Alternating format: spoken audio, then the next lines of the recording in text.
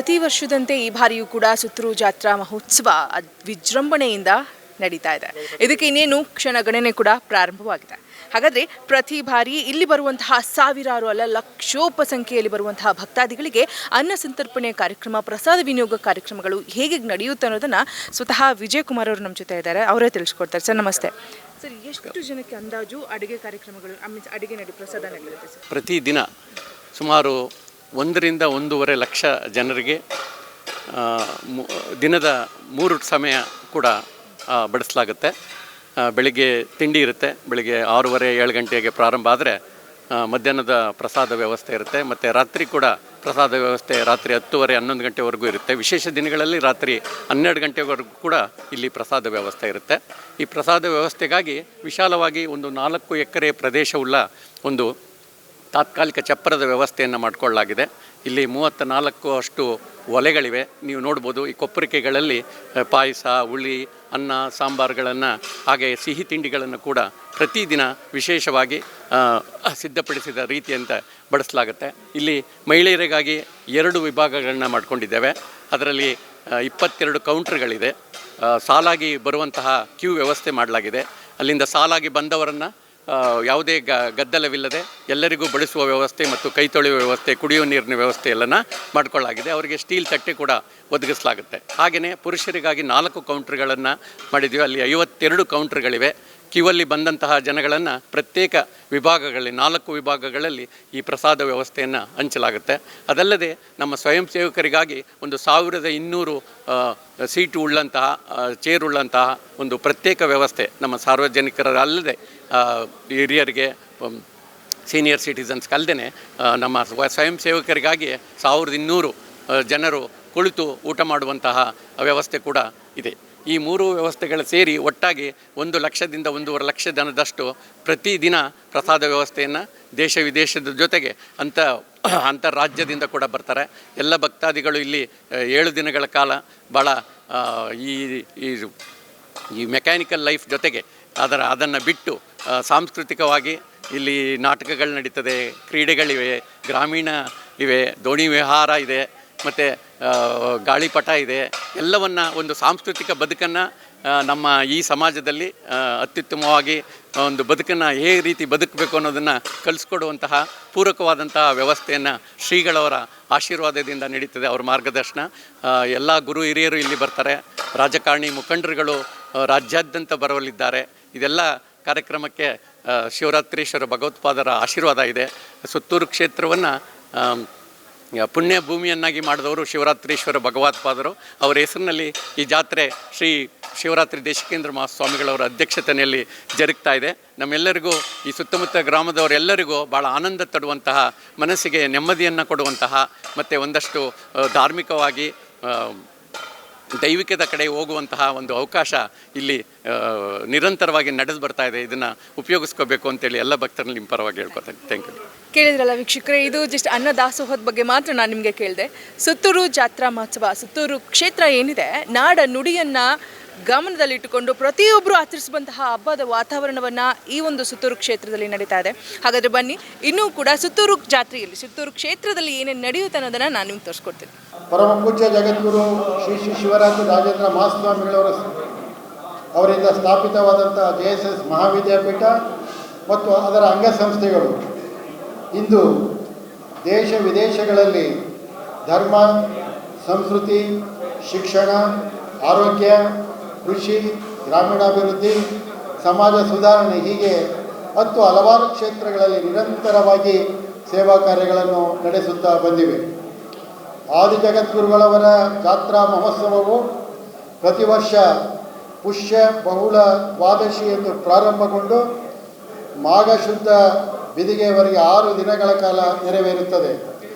ಮಾಸ ಶಿವರಾತ್ರಿಯಂದು ರಥೋತ್ಸವ, ಮಾಘ ಶುದ್ಧ ಪಾಡ್ಯಮಿ ಎಂದು ತೆಪ್ಪೋತ್ಸವ ಜರುಗುತ್ತವೆ. ಈ ಸಂಭ್ರಮದ ಜಾತ್ರೆಯಲ್ಲಿ ಜನತೆಯ ಸರ್ವಾಂಗೀಣ ಪ್ರಗತಿಗೆ ಪೂರಕವಾದಂತಹ ಹಲವಾರು ವೈವಿಧ್ಯಮಯ ಕಾರ್ಯಕ್ರಮಗಳು ಜರುಗುತ್ತವೆ.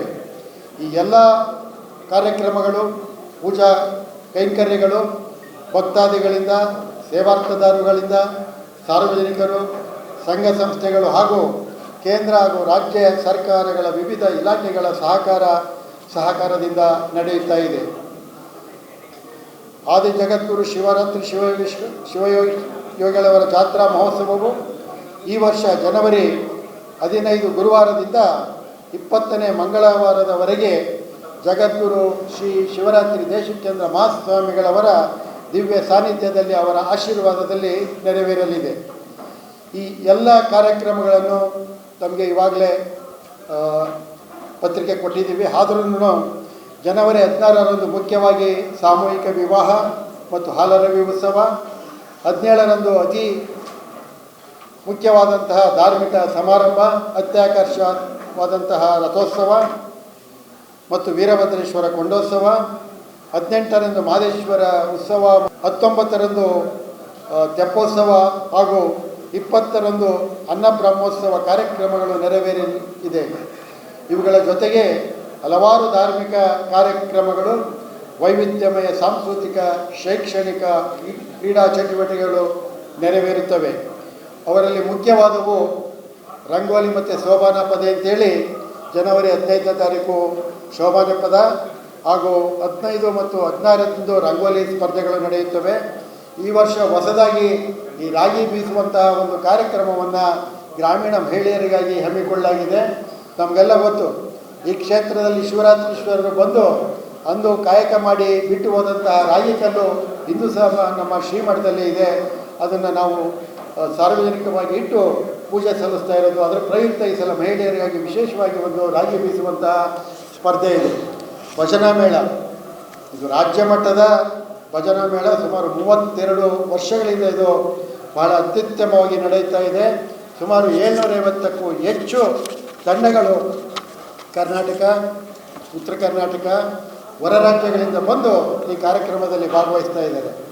ವಸ್ತು ಪ್ರದರ್ಶನ, ಈ ವಸ್ತು ಪ್ರದರ್ಶನದಲ್ಲಿ ಕೈಗಾರಿಕಾ ಉತ್ಪನ್ನಗಳು, ಕೈಮಗ್ಗ, ಜವಳಿ, ಗ್ರಾಮೀಣ ಕರಕುಶಲ ಉತ್ಪನ್ನಗಳು, ಸ್ವಸಹಾಯ ಸಂಘಗಳು, ಶ್ರೀಶಕ್ತಿ ಸಂಘಗಳು ತಯಾರಿಸಿದಂತಹ ಗೃಹ ಬಳಕೆ ಉತ್ಪನ್ನಗಳು, ಗುಡಿ ಕೈಗಾರಿಕಾ ವಸ್ತುಗಳ ಪ್ರದರ್ಶನ, ಮಾರಾಟದ ವ್ಯವಸ್ಥೆ ಇರುತ್ತದೆ. ಈ ವರ್ಷ ವಿಶೇಷವಾಗಿ ಕೃತಕ ಬುದ್ಧಿಮತ್ತೆ, ಆರ್ಟಿಫಿಷಿಯಲ್ ಇಂಟೆಲಿಜೆನ್ಸ್ ಅಂತ ಏನು ಹೇಳ್ತೀವೋ ಅದರ ಬಗ್ಗೆ ಜನ ಪ್ರತಿನಿಧಿಗಳಿಗೆ, ಇಲ್ಲಿ ಬಂದಂಥ ಸಾರ್ವಜನಿಕರಿಗೆ ಮಾಹಿತಿಯನ್ನು ನೀಡಲಾಗುವುದು. ಹಾಗೆಯೇ ಶಾಲಾ ವಿದ್ಯಾರ್ಥಿಗಳಿಂದ ವಿಜ್ಞಾನ ವಸ್ತು ಪ್ರದರ್ಶನ ಸಹ ಇರ್ತದೆ. ಈ ವರ್ಷ ವಿಶೇಷವಾಗಿ JSS ಸ್ಟೆಪ್ ಅಂತ ಇದೆ, ಅದು ಮತ್ತು ನಮ್ಮ KVK ಅವರ ಜೊತೆಗೂಡಿ ಕೆಲವು ವಿಚಾರಗಳನ್ನು ಸಾರ್ವಜನಿಕರ ಜೊತೆ ಹಂಚ್ಕೊಳ್ತಾ ಇದ್ದಾರೆ. ಹಾಗೆಯೇ ಕೃಷಿ ಮೇಳ, ಇದರಲ್ಲಿ ಕೃಷಿ ಕ್ಷೇತ್ರದಲ್ಲಿನ ಪ್ರಮುಖ ತಂತ್ರಜ್ಞಾನಗಳನ್ನು ರೈತರಿಗೆ ಪರಿಚಯಿಸಲು ಸಾಂಪ್ರದಾಯಿಕ ಹಾಗೂ ಆಧುನಿಕ ಕೃಷಿ ಪದ್ಧತಿಯನ್ನು ಹಮ್ಮಿಕೊಳ್ಳಲಾಗಿದೆ. 2026 ಅಂತಾರಾಷ್ಟ್ರೀಯ ರೈತ ಮಹಿಳಾ ವರ್ಷ ಎಂದು ಘೋಷಣೆ ಮಾಡಿರುವ ಪ್ರಯುಕ್ತ ಮುಂದಿನ ಪೀಳಿಗೆಯ ಕೃಷಿಯಲ್ಲಿ ಮಹಿಳೆಯ ಪಾತ್ರ ಎಂಬ ಶೀರ್ಷಿಕೆಯಲ್ಲಿ ಕೃಷಿ ಮೇಳವನ್ನು ಆಯೋಜಿಸಲಾಗಿದೆ. ಸಾಕಷ್ಟು ಜಾತ್ರೆಗೆ ಸಂಬಂಧಪಟ್ಟ ಹಾಗೆ ನಮ್ಮ ಮಂಜುಮೂರ್ತಿಯವರು ಸಮಗ್ರ ಒಂದು ವಿಷಯವನ್ನು ಮುಂದೆ ತಿಳಿಸಿದ್ದಾರೆ. ಈ ಸುತ್ತೂರು ಜಾತ್ರೆ ಇಡೀ ವಿಶ್ವದಲ್ಲೇ ತುಂಗ ಜಾತ್ರೆಯಾಗಿ ನಮ್ಮ ಸುತ್ತೂರು ಪ್ರಸಿದ್ಧಿಯನ್ನು ಪಡೆದಿದೆ. ಕಳೆದ ವರ್ಷಕ್ಕಿಂತ ಈ ವರ್ಷ ಇನ್ನೂ ಭಕ್ತಾದಿಗಳು ಲಕ್ಷೋಪಾದಿಯಲ್ಲಿ ಬರುವಂಥ ಒಂದು ಮಾಹಿತಿ ಕೂಡ ನಮಗೆ ಬಂದಿದೆ. ಈಗ ನಮಗೆ ಬಂದಿರೋ ಹಾಗೆ ಆದಿ ಜಗದ್ಗುರು ಶಿವರಾತ್ರೀಶ್ವರ ಜಯಂತಿ ಮಹೋತ್ಸವ ಮಳವಳ್ಳಿನಲ್ಲಿ ದಾಖಲೆ ರೂಪದಲ್ಲಿ ಅದು ಚರಿತ್ರೆಯಲ್ಲಿ ಬರೆಯುವ ರೀತಿ ನಡೆಯಿತು. ಈಗ ಪಾಂಡುಪುರ ಒಂದು ಅಲ್ಲಾಗಿತ್ತು ಮಂಡ್ಯ ಜಿಲ್ಲೆಯಲ್ಲಿ, ಈಗ ಮಳವಳ್ಳಿ, ಇನ್ನು ಇಡೀ ಮಂಡ್ಯ ಜಿಲ್ಲೆನೇ ಅಲ್ಲಿ ಭಾಗವಹಿಸಿದ್ರು.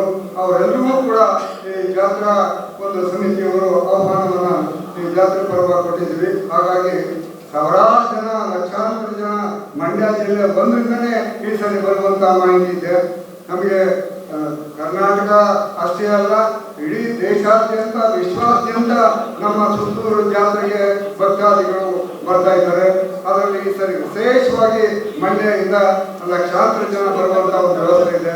ನಾವು ಪ್ರತಿ ವರ್ಷದಂತೆ ಈ ವರ್ಷವೂ ಕೂಡ ಸುಮಾರು 25 ಲಕ್ಷ ಭಕ್ತಾದಿಗಳಿಗೆ ಮೂರು ಕಾಲದಲ್ಲೂ ಕೂಡ ಪ್ರಸಾದ ವಿತರಣೆ ಆಗಬೇಕು ಅಂತೇಳಿ ಪೂಜ್ಯ ಜಗದ್ಗುರು ಶ್ರೀ ಶಿವರಾತ್ರಿ ದೇಶಿಕೇಂದ್ರ ಮಹಾಸ್ವಾಮಿಗಳವರು ಜಾತ್ರಾ ಸಮಿತಿಗೆ ಆದೇಶ ಮಾಡಿದ್ದಾರೆ. ಬೆಳಗ್ಗೆ ತಿಂಡಿ, ಮಧ್ಯಾಹ್ನ ಊಟ ಮತ್ತೆ ರಾತ್ರಿನೂ ಕೂಡ ಪ್ರಸಾದ ವ್ಯವಸ್ಥೆ ಇದೆ ಬಂದಂತ ಸಮಸ್ತ ಒಂದು ಭಕ್ತಾದಿಗಳಿಗೆ. ಹಾಗಾಗಿ ಈ ಸಾರಿ ನಾವು ಈ 1000 ಕ್ವಿಂಟಾಲ್ ರೈಸನ್ನ ರಾಯಚೂರು ಆ ಜಿಲ್ಲೆಯಿಂದ ಸುಮಾರು 2 ವರ್ಷದ ಹಳೆಯ ಒಂದು ರೈಸನ್ನ ಈಗ ತಂದೀಗ ಸ್ಟೋರಲ್ಲಿ ನೀವು ನೋಡಿದ್ದೀವಿ. ಅದಲ್ಲದೆ ಭಕ್ತಾದಿಗಳು ಸಾವಿರಾರು ಕ್ವಿಂಟಾಲ್ ರೈಸನ್ನ ತಂದು ಈಗಾಗಲೇ ಸ್ಟೋರಲ್ಲಿ ಇಟ್ಟಿದ್ದಾರೆ. ಹಾಗೆ 250 ಕ್ವಿಂಟಾಲ್ ತೊಗರಿ ಬೇಳೆ ಗುಲ್ಬರ್ಗದಿಂದ ಬಂದಿದೆ. ಮತ್ತು 1600 ಕ್ಯಾನ್ ರಿಫೈನ್ಡ್ ಆಯಿಲು ಕೂಡ ಈಗ ಸ್ಟೋರಲ್ಲಿ ಬಂದಿದೆ. ಜೊತೆಗೆ 15-20 ಟನ್ ಬೆಲ್ಲನೂ ಕೂಡ ಈಗ ಬಂದಿದೆ. ಸುಮಾರು 3500 kg ಖಾರದ ಪುಡಿ, 160 ಕ್ವಿಂಟಾಲ್ ಕಡಲೆ ಹಿಟ್ಟು, ಹಾಗೆ 200 ಕ್ವಿಂಟಾಲ್ ಸಕ್ಕರೆ ಬನ್ನಾರಿ ಶುಗರ್ನವರು ಕೂಡ ಕಳಿಸ್ಕೊಟ್ಟಿದ್ದಾರೆ. ಸುಮಾರು 600 kg ನಂದಿನಿ ತುಪ್ಪ ಬಂದಿದೆ. ತಲಾ 750 kg ದ್ರಾಕ್ಷಿ, ಗೋಡಂಬಿನೂ ಕೂಡ ನಾವು ಈ ಜಾತ್ರಾ ಸಮಿತಿಯವರು ಅದನ್ನು ತರಿಸಿದ್ದೀವಿ. ಅದಲ್ಲದೆ ಪ್ರತಿ ಜಾತ್ರೆಗೆ 9000 ಲೀಟ್ರ್ ಹಾಲು, ಸುಮಾರು ಈ ಸಾರಿ 28,000 ಮೊಸರು ಪ್ಯಾಕೆಟ್ ಕೂಡ ಬರ್ತಾ ಇದೆ. ಅದಲ್ಲದೆ 25,000 ತೆಂಗಿನಕಾಯಿ ಈಗಾಗಲೇ ಬಂದಿದೆ. ಸುಮಾರು 500 kg ಉಪ್ಪಿನಕಾಯಿನೂ ಕೂಡ ಬಂದಿದೆ. ಪ್ರತಿ ದಿನವೂ ಕೂಡ ನಾವು ಸ್ವಾಮೀಜಿಯವರು ಆದೇಶ ಮಾಡಿದ್ದಾರೆ, 3 ಟೈಮಲ್ಲೂ ಕೂಡ ಸ್ವೀಟ್ ಕೊಡಬೇಕು ಅಂತೇಳಿ. ಬೆಳಿಗ್ಗೆ ತಿಂಡಿಗೂ ಕೂಡ ಸ್ವೀಟ್ ಕೊಡಬೇಕು, ಮಧ್ಯಾಹ್ನವೂ ಕೂಡ ಸ್ವೀಟ್ ಕೊಡಬೇಕು, ರಾತ್ರಿನೂ ಕೂಡ ಪ್ರಸಾದಕ್ಕೆ ಸ್ವೀಟ್ ಕೊಡಬೇಕು ಅಂತ. ಸುಮಾರು ಸಿಹಿ ಬೂಂದಿ, ಟನ್ ಗಟ್ಟಲೆ ಸಿಹಿ ಬೂಂದಿ ಇದೆ, ಖಾರ ಬೂಂದಿ ಇದೆ, ಮತ್ತು ಪ್ರತಿದಿನ ಪಾಯಸ ಇರ್ತದೆ. ಹಾಗೆ ಸುಮಾರು 5ರಿಂದ 10 ಲಕ್ಷ ಲಾಡಿದೆ. ಅಷ್ಟೇ ಪ್ರಮಾಣದ ಮೈಸೂರು ಪಾಕ್ ಇದೆ. ಅದಲ್ಲದೆ ಈ ಪ್ರತಿದಿನವೂ ಕೂಡ ನಮ್ಮ ಈ ಒಂದು ಪ್ರಸಾದ ವ್ಯವಸ್ಥೆಗೆ ತರಕಾರಿ ಬರ್ತಾ ಇದೆ. ಬೆಂಗಳೂರು ಮಾರ್ಕೆಟಿಂದ ನಮಗೆ ತರಕಾರಿ ಬರ್ತಾ ಇದೆ, ಮೈಸೂರು ಮಾರ್ಕೆಟಿಂದ ಬರ್ತಾ ಇದೆ, ಪಾಂಡುಪುರ ಮಾರ್ಕೆಟಿಂದ ಬರ್ತಾ ಇದೆ, ಊಟಿ ಮಾರ್ಕೆಟಿಂದ ಬರ್ತಾ ಇದೆ, ನಂಜನಗೂಡು, ಗುಂಡ್ಲುಪೇಟೆ. ಕೆಲವರು ಉಚಿತವಾಗಿ 2ರಿಂದ 3 ಲಾರಿ ಲೋಡಷ್ಟು ಪ್ರತಿದಿನ ಈ 6 ದಿನಕ್ಕೆ ಸಾಕಾದಷ್ಟು ತರಕಾರಿ ಕೂಡ ಬರ್ತಾ ಇದೆ. ಕೆಲವು ಮಾತ್ರ ನಾವು ಸಮಿತಿಯಿಂದ ಪರ್ಚೇಸ್ ಮಾಡ್ತೀವಿ, ಉಳಿದದ್ದನ್ನು ದಾನಿಗಳೇ ಅವರು ತರಕಾರಿಯನ್ನು ಉಚಿತವಾಗಿ ಕಳಿಸ್ಕೊಡ್ತಾ ಇದ್ದಾರೆ. ಇದು ಈ ಒಂದು ವರ್ಷ ನಾವು ಕಳೆದ ವರ್ಷ 20,000 ಜನಕ್ಕೆ ಪ್ರಸಾದ ವ್ಯವಸ್ಥೆ ಆಗಿತ್ತು. ಈ ಸಾರಿ ಇನ್ನೂ 5 ಲಕ್ಷ ಬರ್ಬೋದು. ಏಕೆ ಮಂಡ್ಯದಲ್ಲಿ ಈಗ ತಾನೇ ಮೊನ್ನೆ ತಾನೇ ಜಯಂತಿ ಬಿದ್ದಿರೋದ್ರಿಂದ ಅವರೆಲ್ಲ ಬರ್ತಾರೆ ಅನ್ನುವಂಥ ಮಾಹಿತಿ ಕೂಡ ನಮಗಿದೆ. ಹಾಗಾಗಿ ಸರ್ವ ಸಿದ್ಧತೆಯನ್ನು ಕೂಡ ನಾವು ಈ ಮಹಾಪ್ರಸಾದಕ್ಕೆ ಮಾಡ್ಕೊಂಡಿದ್ದೀವಿ. ಈ ಸಾರಿ 25 ಲಕ್ಷ ಜನಕ್ಕೆ ತ್ರಿಕಾಲದಲ್ಲೂ ಕೂಡ ಪ್ರಸಾದ ಆಗಬೇಕು ಅನ್ನೋದು ಒಂದು ನಮಗೆ ಮಾಹಿತಿ ಇರೋದ್ರಿಂದ ಭಾಳ ಪೂರ್ಣವಾಗಿ ಸಿದ್ಧತೆ ಮಾಡ್ಕೊಂಡಿದ್ದೀವಿ. ಸುಮಾರು 500 ಜನ ಬಾಣಸಿಗರು ಈಗಾಗಲೇ ಅವರು ಕೆಲವರು ಬಂದು ಈಗ ಸ್ವೀಟ್ ಎಲ್ಲ ತಯಾರು ಮಾಡ್ತಾ ಇದ್ದಾರೆ.